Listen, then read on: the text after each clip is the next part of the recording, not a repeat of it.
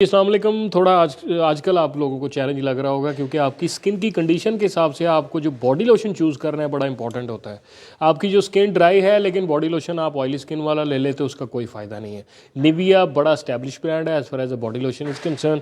आपकी अगर skin normal to dry skin है तो एलोवेरा हाइड्रेशन के साथ जो है वो निविया का ये ब्रांड आप प्रेफर कर सकते हो डी मॉइस्चर सीरम के साथ। ये body lotion normal to dry skin के लिए, और इसके साथ साथ कोकोआ बटर में जहाँ पे आपकी ड्राई स्किन है सिर्फ वहाँ पे आप यूज़ कर सकते हो ये निविया का बॉडी लोशन हमारे पास अवेलेबल है।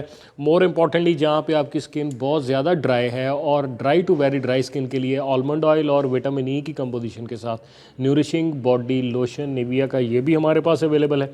और जहाँ पे आपको नेचुरल फेयरनेस चाहिए नॉर्मल टू ड्राई स्किन के लिए तो वहाँ पे नेचुरल फेयरनेस का निविया का ये ब्रांड अवेलेबल है। आपको पता है कि एम्फोरिया पे अब जितने भी स्टैब्लिश ब्रांड है बहुत इकोनॉमिकल प्राइस पे आपको अवेलेबल है।